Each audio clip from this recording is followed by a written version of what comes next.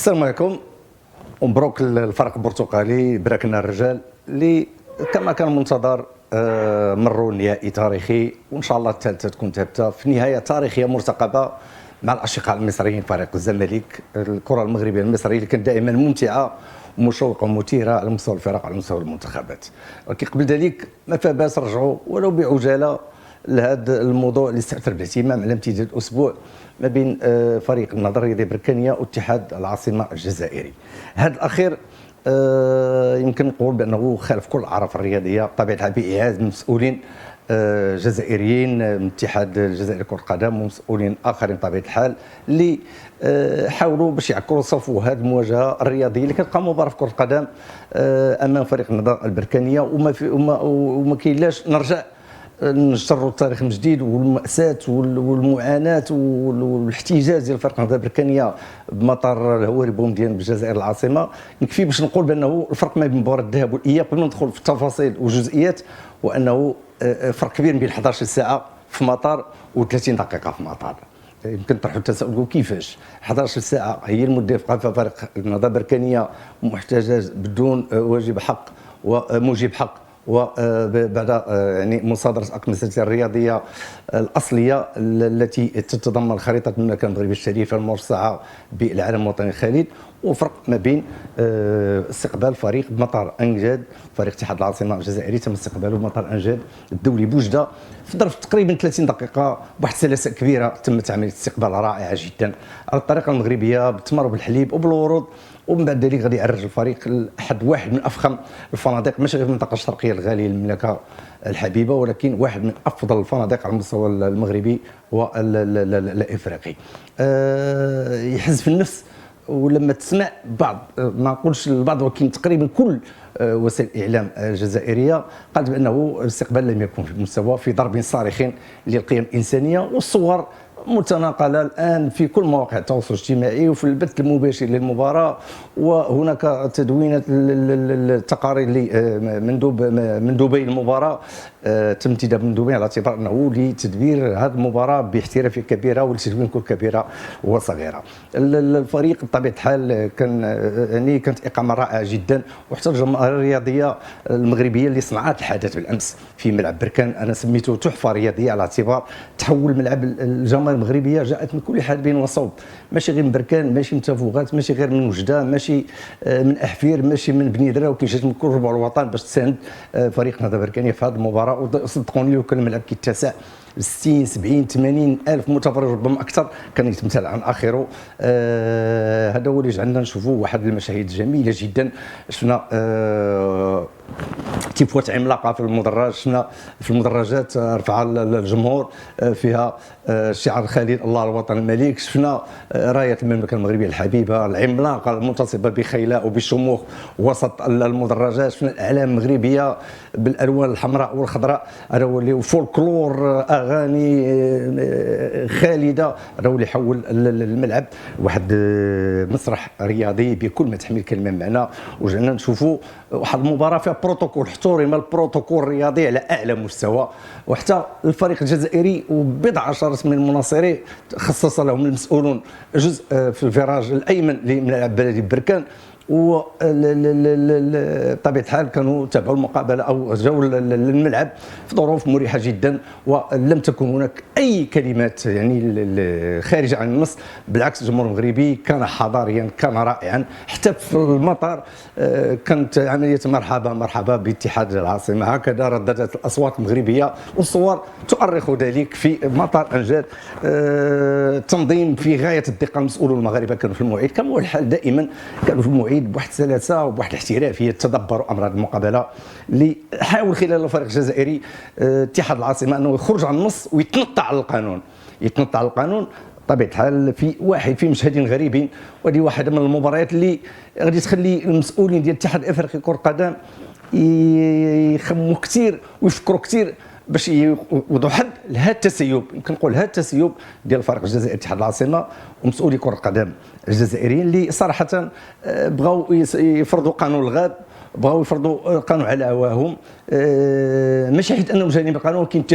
يتجاهلون القانون في ضرب سافرين لوائح الاتحاد الافريقي لكره القدم، ونساو بانهم كينضموا الاتحاد الافريقي عنده ضوابط، عنده مراسيم، عنده قوانين، عنده تدابير، عنده مسؤولين. ولا كانت إذا كانت الرياضة الجزائرية أخطأت في أكثر من مناسبة في حق الرياضة المغربية وخصوصا في مجال كرة القدم، فجاء الوقت باش الاتحاد الإفريقي وبدأ الاتحاد الافريقي لكره القدم بدا هذا المسلسل ديال الجديه وديال الصرامه وديال الضرب بيد من حديد لكل من سوى نفسه بانه يسيء لسمعه كره القدم، لانه بهذا السلوك ديال اتحاد العاصمه وديال المسؤولين الجزائريين في المجال الرياضي حاولوا يرجعوا القاره الافريقيه لواحد 50 سنه للوراء، في الوقت اللي هذه القاره التي نعتز بالانتماء اليها واللي المغرب رائد فيها على جميع المستويات والاصعده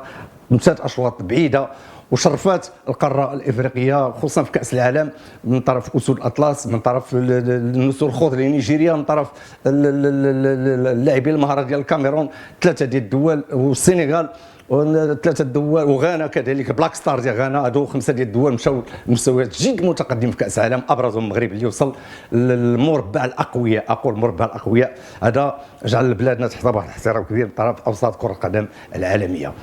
ما بغيتش نبش في الذاكره ونخرج واحد المجموعه من الامور لانه يعني لا يليق المقام بذلك، على اعتبار ما شاهدناه من الجماهير المغربيه في المباراه مخالف تماما ل 60,000 متفرج اللي كان في المباراه دابا على 5 جويليه، واللي يعني كانت كتردد يعني عبارات مشينه لا علاقه لها بالرياضه وبكره القدم وبالجوار. الكثير من الناس شافوا بانه سلوك يعني ارعن، سلوك يغرد الخرسر، سلوك بعيد كل بعد عن ما هو رياضي. اللي كاين انه 6-0 بطبيعه الحال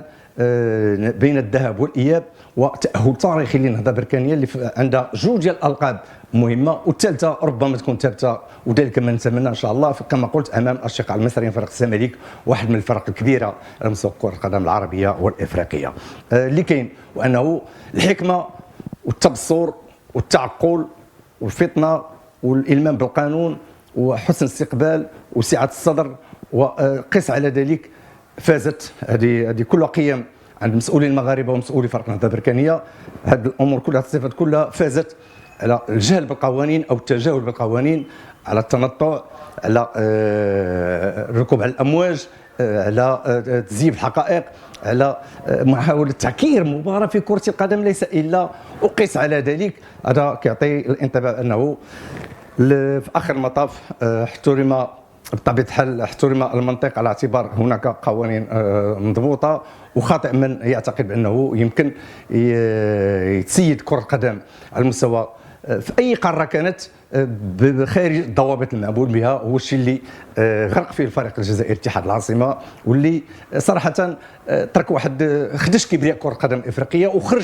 وخرج من الباب الضيق، يمكن خرج من النافذه، على اعتبار انه يمكن تصور هو المسؤولين ديالو تصور بعض السيناريوهات اللي كانت خاطئه منذ البدايه،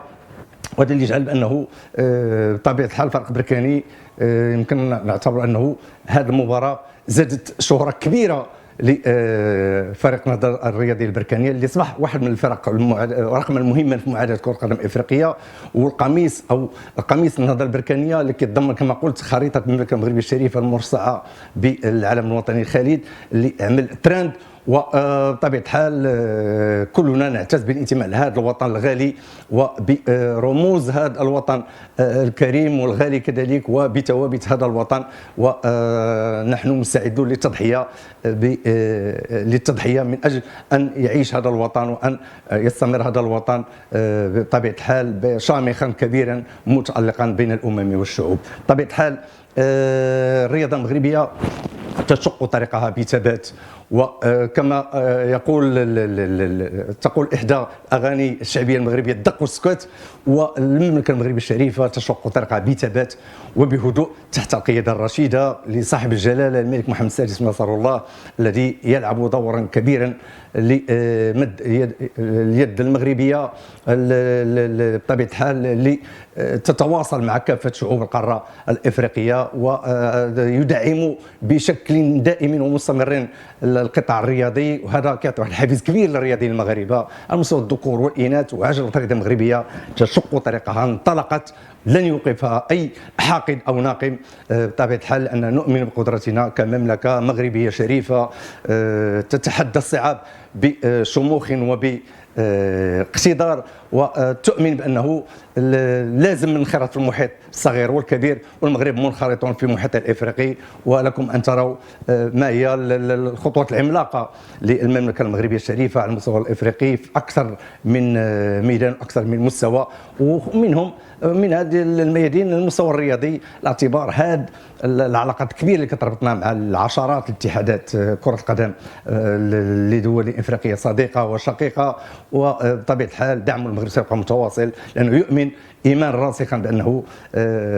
لازم بان ينخرط لتطوير هذه القاره التي اصبحت تضاهي في مجال كره القدم كبريات المدارس العالميه. مبروك لبركان، ننتظر عقوبات قويه وقويه جدا، لانه لا ننسى بانه الاتحاد الافريقي لكره القدم بطبيعه الحال سيضرب بيد من حديد، على اعتبار هناك مستشهرين، هناك رعاة، هناك خسائر في النقل التلفزيوني، وكلها امور ما غتمرش مرور الكرام. والاتحاد الافريقي غينزل بالثقل الكبير. كاين قوانين منظمه، ما بغيتش نرجع للتفاصيل ديال اللوائح، ولكن نترقبوا اليوم غدا في اي ساعه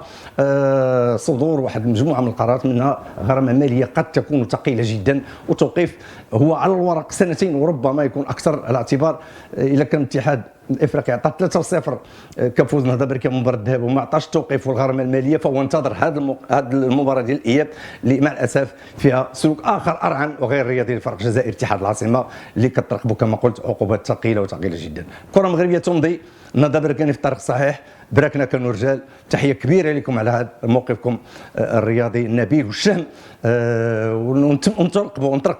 نترقبوا مباراه جميله جدا في نهائي سيكون تاريخيا بين الكره المغربيه والمصريه امام الاشقاء المصريين. فريق الزمالك نعاود نكرر واحد من الفرق الكبيره على مستوى كره القدم المصريه والعربيه والافريقيه. غتكون نهايه ممتعه، اللي فاز تكون الروح الرياضيه سواء هنا ببركان او بالقاهره. الاكيد والاهم هي متعه كره القدم وحلاوه كره القدم والحفاظ على الروابط الجميله والمتينه ما بين الامم والشعوب. واللي فاز غادي نقولوا له بصحتك وراحتك. مبروك لنهضه بركان بهذا التاهل التاريخي. الى اللقاء.